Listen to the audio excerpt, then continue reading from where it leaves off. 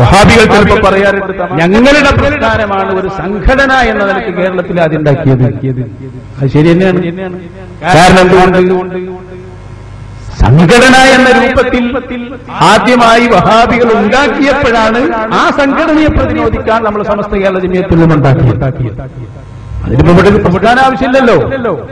ഒരു നാട്ടിൽ ഒരു ഖാദി അല്ലെങ്കിൽ ഒരു ഖത്തീബ് അവരുടെ നേതൃത്വത്തിൽ ഇസ്ലാമിക പ്രവർത്തനം നടക്കുന്നു. അതെങ്ങനെ ഭംഗിയായി നടക്കുമ്പോ പിന്നെ അവിടെ സംഘടനാപരമായ ഒരു പ്രവർത്തനത്തിന് ആവശ്യം വരുന്നില്ല. അതേ സമയത്ത് വഹാബികൾ വന്ന് ജംഇയ്യത്തുൽ ഉലമ രൂപീകരിച്ചപ്പോ ആ ജംഇയ്യത്തുൽ ഉലമ എന്ന് പറയുന്ന സാധനം യഥാർത്ഥത്തിൽ ജംഇയ്യത്തുൽ ഉലമ അല്ലെന്നും അവർ സമൂഹത്തിൽ ഫിത്ന ഉണ്ടാക്കുന്നവരാണെന്നും ബോധ്യപ്പെടുത്തിയത് സമസ്ത കേരള ജംഇയ്യത്തുൽ ഉലമയായിരുന്നു. ആദ്യമായി ഈ സമൂഹത്തെ പഠിപ്പിച്ചതും അതായിരുന്നു.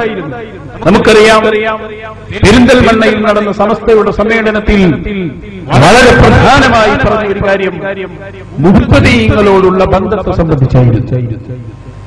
ഒരു മുസ്ലിമിനെ സംബന്ധിച്ചിടത്തോളം ആരോട് എങ്ങനെയെല്ലാം ബന്ധപ്പെടണമെന്ന വ്യക്തമായ തീരുമാനം ഇസ്ലാമിനുണ്ട്. വിശുദ്ധ ഖുർആൻ തന്നെ പറഞ്ഞതായി കാണാം, യാ അയ്യുഹല്ലദീന ആമനൂ, ഓ സത്യവിശ്വാസികളെ. വിശുദ്ധ ഖുർആൻ പല സ്ഥലങ്ങളിലും മുസ്ലിം സമൂഹത്തെ വിളിച്ചുകൊണ്ട് നടത്തിയ ഉപദേശം അതിൽ നമ്മൾ കാണുന്നു, വഇദാ റഅയ്തല്ലദീന യഖൂദൂന ഫീ ആയാതിനാ ഫഅ്രിദ് അൻഹും. നമ്മുടെ ആയത്തുകളിൽ, നമ്മുടെ കൽപ്പനകളിൽ, അല്ലെങ്കിൽ ആയത്തുകളിൽ, ഹദീസുകളിൽ അവർക്ക് തോന്നുന്നത് പോലെ പറയുകയും കൈകാര്യം ചെയ്യുകയും ചെയ്യുന്ന ആളുകളെ നിങ്ങൾ കണ്ടാൽ അവരെ തൊട്ട് നിങ്ങൾ തിരിഞ്ഞു കളയണം. പിന്നെ അവരുടെ കൂടെ ഇരിക്കാൻ പാടില്ല. അതല്ലാത്ത മറ്റു വാക്കുകളിൽ, മറ്റു സംസാരങ്ങളിൽ അവർ ഏർപ്പെടുന്നത് വരെ, എന്ന് പറഞ്ഞാൽ അവരെ പ്രസ്ഥാനം വിട്ട് അവർ സുന്നത്ത് ജമാഅത്തിലേക്ക് വരുന്നത് വരെ പിന്നെ അവരോട് ബന്ധം പാടില്ല. ഇത് വിശദീകരിച്ചുകൊണ്ട് ഇമാമിങ്ങൾ പ്രത്യേകമായി പറഞ്ഞു. ഇമാം ഖുർത്തുബി അവിടുത്തെ തഫ്സീറിൽ ഈ ആയത്ത് വിശദീകരിച്ചുകൊണ്ട് പറയുന്നത് കാണാം, മൻ അഹബ്ബ സ്വാഹിബ ബിദ്അത്തിൻ അഹ്ബത്തല്ലാഹു അമല. ഒരു പുത്തൻവാദിയെ ഒരാൾ ഇഷ്ടപ്പെട്ടാൽ സലാം പറയൽ അവനോടുള്ള ഇഷ്ടമാണ്.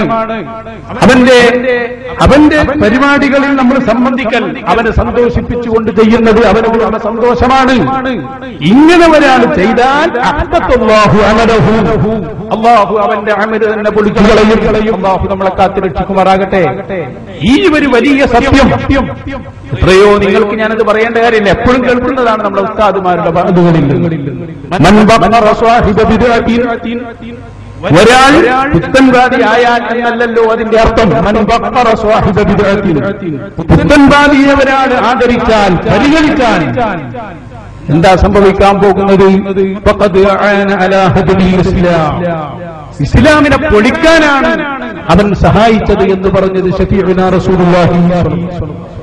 യഥാർത്ഥത്തിൽ പുത്തൻവാദികളോടുള്ള ശക്തമായ നിലപാട് സമസ്ത കേരള ജംഇയ്യത്തുൽ ഉലമ അതിന്റെ ആദ്യകാലം മുതൽ എടുത്തിരുന്നു. ആ നിലപാടിൽ അഴവ് വരുന്നു എന്ന് കണ്ടപ്പോഴാണ് അതിന്റെ ഒരു കാരണം ബഹുമാനപ്പെട്ട താജുൽ ഉലമ സയ്യിദ് അവറുകളും അമറുൽ ഉലമ ഉസ്താദ് അവറുകളും ആ പ്രസ്ഥാനത്തിൽ നിന്ന്, എന്ന് പറഞ്ഞാൽ സമസ്തയിൽ നിന്ന് ഇറങ്ങി അന്നുണ്ടായിരുന്ന ആ സമസ്ത യഥാർത്ഥ രൂപത്തിൽ പുനഃസ്ഥാപിക്കുകയും അതാണ് യഥാർത്ഥ സുന്നത്ത് ജമാഅത്ത് എന്ന് ഈ കേരളക്കരയെ പഠിപ്പിക്കുകയും ചെയ്തു. ഇനി ഞാൻ അതിന്റെ ഒന്ന് രണ്ട് ഉദാഹരണങ്ങളിലേക്ക് കടന്നു വരാം. അന്നുണ്ടായിരുന്ന പ്രശ്നങ്ങൾ എല്ലാവർക്കും അറിയാലോ. ഞാനത് പറയാൻ കാരണം പലപ്പോഴും ഈ വിഷയത്തിൽ ജനങ്ങൾക്കിടയിൽ ഉള്ള ധാരണ സുന്നത്ത് ജമാഅത്ത് അത് നമ്മൾ സുന്നിയായിട്ടല്ലേ ജീവിച്ചാൽ മതിയല്ലോ, വഹാബിയാവുന്നവൻ അവന്റെ വഴിക്ക് പോകട്ടെ. ഈ ഒരു സാഹചര്യം മാറിയിട്ട് സുന്നിയായി ജീവിക്കുന്നു എന്ന് പറഞ്ഞതിന്റെ അർത്ഥം യഥാർത്ഥത്തിൽ സുന്നത്ത് ജമാഅത്തിന്റെ ആളുകളോടല്ലാതെ ഈ അവരെ സ്നേഹിക്കുന്ന രൂപത്തിലുള്ള ഒരു ബന്ധവും പാടില്ല എന്നുകൂടി ഉൾക്കൊള്ളുമ്പോഴാണ് യഥാർത്ഥത്തിൽ സുന്നിയാകുന്നത്. മഹാനായ സിഎം വലിയുല്ലാഹി നഫറുല്ലാഹു മർഖദ അതിന്റെ ഉദാഹരണമാണ്. ഞാൻ അതിലേക്ക് ഇപ്പോൾ വിശാലമായി കടക്കുന്നില്ല. നമുക്കറിയാം, മുതലക്കുളത്ത് അന്ന് സമ്മേളനം നടത്തി. നബി സാഹിബിന്റെ കൂടെ ഇരുന്ന് കൊടുക്കുകയും മാത്രമല്ല 3 തൊലാക്ക് ചൊല്ലിയാൽ ഒന്നേ പോകൂ എന്ന് പറഞ്ഞപ്പോ അതുമായി ബന്ധപ്പെട്ട് പ്രതികരിക്കാതിരിക്കുകയും ചെയ്തു എന്നതായിരുന്നല്ലോ ഒരു പ്രശ്നം. അതേപോലെ തന്നെ മുജാഹിദുകൾക്ക് സലാം പറയരുത് എന്ന് പറഞ്ഞിടത്ത് മുബത്തദീകൾക്ക് സലാം പറയരുത് എന്ന മതി എന്ന അഭിപ്രായം വന്നപ്പോ അത് പറ്റുകയില്ല, നമ്മുടെ ആദർശം ശക്തമായി നിലനിൽക്കണം എന്ന് വാദിച്ചുകൊണ്ട് തന്നെയാണ് ബഹുമാനപ്പെട്ട പണ്ഡിതന്മാർ ഇറങ്ങിപ്പോന്നതും ഇന്നും അത് നിലനിർത്തി പോരുന്നതും താജുൽ ഉലമയുടെയും ബഹുമാനപ്പെട്ട ഖമറുൽ ഉലമ ഉസ്താദ് അവരുടെയും നേതൃത്വത്തിൽ തന്നെയാണ് എന്നുള്ളതിന്റെ 1-2 തെളിവുകൾ കൂടി ഞാനിവിടെ സമർപ്പിക്കുകയാണ്. അത് പറയാനുള്ള കാരണം ഇത് വ്യക്തമായി ജീവിക്കുന്ന തെളിവുകളാണ്. ആ തെളിവുകൾ സംസാരിക്കുമ്പോൾ ഇന്നും ആ ആശയത്തിൽ പുത്തൻവാദികളോടും അതുപോലെ തന്നെ മറ്റ് ഏതൊക്കെ പേക്ഷവ്യക്തികളുണ്ടോ, അത് കള്ളത്തൊരീക്കത്തുകാരായാലും ആരായാലും ശരി, അവരോടുള്ള നിലപാട് അങ്ങനെ തന്നെയാണ്. നോക്കൂ, നിങ്ങൾ ഒറ്റ പ്രസംഗം ഞാൻ ഇവിടെ കേൾപ്പിച്ചു തരാം. സമസ്ത കേരള ജംഇയ്യത്തുൽ ഉലമയുടെ യഥാർത്ഥ ആശയത്തിൽ ജീവിക്കുന്നവർ മുബത്തദീങ്ങളോടുള്ള ബന്ധത്തിൽ പ്രത്യേകിച്ചും ഏതാണ് ആ രൂപം എന്ന് മനസ്സിലാക്കാൻ അപ്പുറത്തെ സമസ്ത കേരള ജംഇയ്യത്തുൽ ഉലമ എന്ന് പറയപ്പെടുന്ന സംഘടനയുടെ സെക്രട്ടറി കൂടിയായ ചെറുശ്ശേരി സയ്യിദ് മുസ്ലിയാർ കഴിഞ്ഞ നമ്മളെ കൊട്ടപ്പുറം വാർഷിക സമ്മേളനം, കൊട്ടപ്പുറത്ത് എന്തുകൊടുന്നു സംവാദം, അതിന്റെ 30ാം വാർഷികം കൊണ്ടാടി. ആദ്യം കൊണ്ടാടിയത് നമ്മളാ, പിന്നെ എല്ലാവരും വാർഷികാഘോഷം തന്നെ, മുജാഹിദുകളടക്കം. ഇൻഷാ അല്ലാഹ് അതിന്റെ 1-2 ക്ലിപ്പുകൾ ഞാൻ കൊണ്ടുവരുന്നുണ്ട്. ഇത് മാത്രം കേട്ടാൽ മതി, കൂടുതൽ പറയേണ്ട കാര്യമില്ല. അദ്ദേഹം പറയുന്നുണ്ട്, ചില പ്രത്യേക സന്ദർഭങ്ങളിൽ മുജാഹിദുകളോടും ജമാഅത്തെ ഇസ്ലാമിക്കാരോടും ഐക്യമാവാമെന്ന് ഞങ്ങളെ പഠിപ്പിച്ചിട്ടുണ്ട് എന്ന് തന്നെ കൃത്യമായി പറയുന്ന ഭാഗങ്ങൾ ഇൻഷാ അല്ലാഹ് നിങ്ങൾ കേട്ടോളൂ. ഇത് ഞാൻ പറയുന്നത് നേരത്തെ സിഡിയിൽ പരാമർശിച്ച വിഷയങ്ങൾക്കുള്ള ഒരു പ്രതിനിധി കൂടിയാണ് എന്നുകൂടി ഓർക്കുക. ഇദ്ദേഹത്തിന്റെ പ്രസംഗം ഇത് നേരെ പ്രസംഗിച്ച സമയത്ത് തന്നെ യൂട്യൂബിൽ കയറിയതായതുകൊണ്ട് തട്ട് ചെയ്യൽ നടന്നിട്ടില്ല. അത് കട്ട് ചെയ്ത ഭാഗം ഞാൻ പിന്നീട് കേൾപ്പിക്കുന്നുണ്ട്. എത്രത്തോളം ശരിയായ സമസ്ത ഏത് എന്ന് ചിന്തിക്കുന്നവർക്ക് കൃത്യമായൊരു മറുപടി എന്ന രൂപത്തിൽ കൊട്ടപ്പുറം സംവാദത്തിന് അവർ എന്തിനാണ് വാർഷികം നടത്തിയത് എന്ന് വേറൊരു കാര്യം, അത് ചിന്തിക്കേണ്ടതാണ്. ഇനിയിപ്പോൾ അങ്ങോട്ട് പോകുന്നില്ല. ഏതായാലും ഈ പ്രസംഗം നിങ്ങളൊന്ന് കേൾക്കുക, എന്നിട്ട് ഇൻഷാ അല്ലാഹ് ഞാൻ അതിന്റെ വിശദീകരണത്തിലേക്ക് വരാം. പറഞ്ഞ് പരത്തി കേസൊക്കെ കൊടുത്തുണ്ടെന്നാ പറഞ്ഞത്, സത്യവാങ്മൂലം മറ്റൊക്കെ അതിലൊക്കെ പറഞ്ഞ നുണക്ക് കണക്കില്ല. സമസ്തയും ഇവിടെയുള്ള ജമാഅത്ത് മുജാഹിദും ഒക്കെ ചെറിയൊരു സംഘടനയാണ് എന്നാണ് ഇത് പറഞ്ഞത്. ഇവിടുത്തെ സമസ്ത കൂടിയാൽ തന്നെ പ്രത്യേക സന്ദർഭത്തിൽ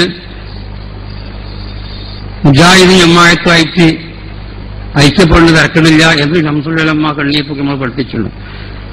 ഈ ചെറിയ സംഘടന എന്ന് പറഞ്ഞ ഇവരെല്ലാവരും കൂടി കോഴിക്കോട്ടങ്ങാടി ഒരുമിച്ച് കൂടി ആ കാരന്തൂർ ഭാഗത്തുകൾ പാത്തിയിൽ ഒഴിച്ചുവ മാത്രമേ ഉള്ളൂ.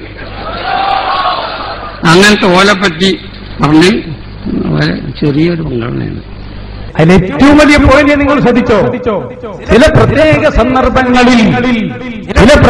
സന്ദർഭങ്ങളിൽ മുജാഹിദ് ജമാഅത്തുകാരോടുമായി കൂട്ടുകൂടാമെന്ന് കണ്ണിയത്ത് ഉസ്താദും ശംസുൽ ഉലമയും ഞങ്ങളെ പഠിപ്പിച്ചിട്ടുണ്ട്. നോക്കൂ നിങ്ങൾ, പിന്നെ സമസ്ത എന്തിനാ? കണ്ണിയത്ത് ഉസ്താദും ഇ.കെ. ഉസ്താദും അങ്ങനെ പഠിപ്പിക്കൂല എന്നാണ് നമ്മൾ മനസ്സിലാക്കുന്നത്. കാരണം ഇ.കെ. ഉസ്താദാണല്ലോ പറഞ്ഞേ, ചായ എന്ന് പറഞ്ഞാൽ അത് പിന്നെ ചായപ്പൊടി വേണം, പഞ്ചസാര വേണം, അതിന്റെ കൂടെ കാഷ്ടം കലക്കിയാൽ അല്ലെ, അതാ പച്ച മലയാളത്തിലുള്ള ഭാഷ അത് ചായയാവോ എന്ന് ചോദിച്ച ആളാണല്ലോ ശംസുൽ ഉലമ. അല്ലാഹു അവിടുത്തെ ദർജ വർദ്ധിപ്പിച്ചു കൊടുക്കുമാറാകട്ടെ. ഞാൻ പറയുന്നത് അപ്പോ ഇനി അതിന്റെ വേറൊരു ഭാഗം കൂടി കേൾപ്പിച്ചു. അത് CD ഇറക്കുമ്പോ അവർക്ക് തന്നെ തോന്നിയത് നമ്മളെ കയ്യിൽ കിട്ടിയാൽ ക്ലിപ്പാവും. അതുകൊണ്ട് തന്നെ അതിന്റെ യഥാർത്ഥ CD-യിൽ നിന്ന് അത് കട്ട് ചെയ്തിട്ടുണ്ട് ആ ഭാഗങ്ങൾ. അങ്ങനെ ഇതിപ്പോ അതിന്റെ നേരെ ഇപ്പൊ കട്ട് ചെയ്യാന്നുള്ളത് പോയത്താണ്. അതുപോലെ ഒരു കാര്യം, കാരണം ഞാനിപ്പോ ഇവിടെ പ്രസംഗിക്കുമ്പോ തന്നെ നാളെ ഇത് ഫേസ്ബുക്കിലെത്തിയിട്ടുണ്ടാവും. അതാണല്ലോ അവസ്ഥ. അതുപോലെ അന്ന് പ്രസംഗിക്കുമ്പോൾ തന്നെ അത് നെറ്റിൽ വന്നു. ആ ഭാഗമാണ് ആദ്യം നിങ്ങളെ കേൾപ്പിച്ചത്. ഇനി നിങ്ങൾ നോക്കൂ, ആ പ്രസംഗം അവരെ ഇറക്കിയപ്പോ അത് മുജാഹിദ് ജമാഅത്തിനോട് കൂട്ടു ആ ഭാഗം എല്ലാം കട്ട് ചെയ്തിട്ടുണ്ട്. അതൊന്ന് കേട്ടോളൂ നിങ്ങൾ, കട്ട് ചെയ്ത ഭാഗം. കേസൊക്കെ കൊടുത്തുണ്ടെന്നാ പറഞ്ഞത്, സത്യവാങ്മൂലം മറ്റൊക്കെ അതിലൊക്കെ പറഞ്ഞ നുണക്ക് കണക്കില്ല. ചെറിയൊരു സംഘടനയാണ് എന്നാണ് ഇത് പറഞ്ഞത്. ഇവിടുത്തെ സമസ്ത കൂടിയാൽ തന്നെ കോഴിക്കോട്ടങ്ങാടി ഒരുമിച്ചുകൂടി ആ കാരന്തൂർ ഭാഗങ്ങൾ പാത്തിയാൽ ഒഴിച്ചോ മാത്രമേ ഉള്ളൂ. അങ്ങനത്തെ ഓലെപ്പറ്റി പറഞ്ഞ് ചെറിയൊരു സംഘടനയാണ്. അതാണ് തോളേന്ന് കിട്ടാൻ വളരെ പറയുന്നു എന്ന് ബഹുമാനപ്പെട്ട ശംസുൽ വളരെ മുമ്പ് തന്നെ മുജാഹിദ് ജമാഅത്തുകളോട് കൂട്ടുകൂടാമെന്ന് പറയുമ്പോൾ അതിലെന്തോ ഒരു പന്തി കേട്ടിട്ട് അവർക്ക് തന്നെ തോന്നിയത് കൊണ്ടാവാം. അത് കട്ട് ചെയ്തുകൊണ്ടാണ് ഇറക്കിയത്. പക്ഷെ ആധുനിക ലോകത്ത് കട്ട് ചെയ്തിട്ട് കാര്യമില്ല. കട്ട് ചെയ്ത് അടക്കം പിന്നീട് വരും. അതാണ് പിന്നെ സംഭവിക്കുന്നത്. അതവിടെ ഇരിക്കട്ടെ. ഇനി അത് ഞാനത് നേരെ അതിന്റെ ഒരു ദൃശ്യം കൂടി കാണിച്ചു തരാം. ബഹുമാനപ്പെട്ട ശൈഖുന കാന്തപുരം ഉസ്താദ് അല്ലാഹു ആഫിയത്തുള്ള ദീർഘായുസ്സ് കൊടുക്കുമാറാവട്ടെ. നിങ്ങൾ നോക്കിക്കോളൂ, ഉസ്താദ് അവറുകളുമായുള്ള ബന്ധം ഇവർ ജമാഅത്തെ ഇസ്ലാമിയുടെ അമീറിനെ കൊണ്ട് തന്നെ ഞാനങ്ങ് പറയിപ്പിക്കാൻ പോവുകയാണ്. അത് ആ മറ്റേ ചങ്ങായിന്റെ വായിലൂടെ തന്നെ നിങ്ങൾക്ക് പെട്ടെന്ന് മനസ്സിലാവും. ഇപ്പോ ക്ലിപ്പ് ഉണ്ടാക്കിയൊരു വീരനുണ്ടല്ലോ, അവൻ തന്നെ ഈ വിവാദം വരുന്നതിന്റെ മുമ്പ് ജമാഅത്തെ ഇസ്ലാമിയുടെ അമീർ ആരിഫ് അലിയുമായി സംസാരിക്കുന്ന ഒരു ഭാഗം നിങ്ങൾക്ക് കേൾക്കാം. അത് ചോദിക്കുന്നുണ്ട് കൃത്യമായി. അന്ന് തന്നെ ഇവൻ ക്ലിപ്പുണ്ടാക്കുന്ന കാര്യത്തിൽ അങ്ങനെയാണല്ലോ. ആരിഫ് അലിയോട് ചോദിക്കുന്നുണ്ട്, നിങ്ങളോട് ഏതൊക്കെ നേതാക്കൾ ബന്ധപ്പെടാറുണ്ട്, കാന്തപുരവുമായി നിങ്ങൾ ബന്ധപ്പെടാറുണ്ടോ? ഇത് ഞാൻ പ്രത്യേകം പറയാൻ കാരണം സമസ്തയുടെ സ്ഥാപിത ലക്ഷ്യത്തിൽ നിൽക്കുന്നത് അത് നമ്മുടെ സമസ്ത കേരള ജംഇയ്യത്തുൽ ഉലമയാണ് എന്ന് വ്യക്തമായി മനസ്സിലാക്കുകയും അത് ജനങ്ങളെ അറിയിക്കുകയും ചെയ്യാൻ വേണ്ടി ഒന്നുകൂടി രേഖപ്പെടുത്തുകയാണ്. ആ ജിഷാനും ആരിഫ് അലിയും തമ്മിൽ നടത്തിയ സംഭാഷണം ഒന്ന് കേട്ടാൽ അതിന് ഒന്നുകൂടി വ്യക്തം. നിങ്ങൾക്ക് അമീറിന് കാന്തപുരം അബൂബക്കർ മുസ്ലിയാരെ നേരിട്ട് ബന്ധമുണ്ടോ? എനിക്ക് നേരിട്ട് അങ്ങനെ പരിചയവും ബന്ധവും ഉണ്ടായിട്ടില്ലാത്ത ഏക മുസ്ലിം നേതാവ് എന്ന് പറയാം അദ്ദേഹത്തിന്. അല്ല, ഞാൻ ചോദിക്കാൻ കാരണം വെച്ചാല് തീർച്ചയായും ഇത് പറയാൻ കാരണം വെച്ചാല് പിന്നെ ഇവർ പറയുന്നതിൽ വല്ല ആത്മാർത്ഥത ഉണ്ടോ എന്ന് അറിയാൻ വേണ്ടി മാത്രം. അദ്ദേഹത്തെ നിങ്ങൾ ഇപ്പൊ ലാസ്റ്റ് എപ്പോ നിങ്ങൾ നേരിട്ട് കണ്ടതായിട്ട് ഓർക്കുന്നേ? അതെ, ഞാൻ നേരിട്ടങ്ങനെ അദ്ദേഹമായിട്ട് സംസാരിക്കുകയോ ചെയ്തില്ല. നേരെ മറിച്ച് ബാക്കി എല്ലാ ആളുകളുമായിട്ട് ബന്ധമുണ്ട്. ഷേഹാബുദങ്ങളുമായിട്ടുണ്ട്, സാഹിബുമായിട്ടുണ്ട്, ചെറുശ്ശേരി ആയിട്ടുണ്ട്, അലികുട്ടി മുസ്ലിയാരുമായിട്ടുണ്ട്, കാളമ്പാടിന്റെ അടുത്ത് ഞാൻ പോയിട്ടുണ്ട്. ശരി. ഇവരൊക്കെ പറയുന്നത് പോലെ പിന്നെ നിങ്ങള് ജമാഅത്ത് ഇസ്ലാമിയുടെ നേതാവാണല്ലോ. അപ്പൊ ഇവര് സാധാരണ ഇവരെ കുട്ടികളെയൊക്കെ പഠിപ്പിക്കുന്നത് ജമാഅത്ത് ഇസ്ലാമിക്ക് സലാം ചെല്ലാൻ പാടില്ല, പിന്നെ അവരൊക്കെ പുത്തൻവാദികളാണെന്നുള്ള നിലപാടാണല്ലോ. അപ്പൊ ഇവരൊക്കെ അമീറിന് സലാം ചെല്ലുകയോ നിങ്ങൾ അങ്ങോട്ട് മടക്കുകയൊക്കെ ചെയ്യാറുണ്ടോ? തീർച്ചയായിട്ടും അതൊന്നും യാതൊരു സംശയമില്ല, ഒരു പ്രശ്നമില്ല. അതായത് ഈ പറയുന്നത് സലാം ചൊല്ലാറുണ്ട്, മടക്കാറുണ്ട്, സലാം ചൊല്ലാറുണ്ട്, മടക്കാറുണ്ട്, സംസാരിക്കാറുണ്ട്, സൗഹൃദം പങ്കിടാറുണ്ട്. അത് ശരി.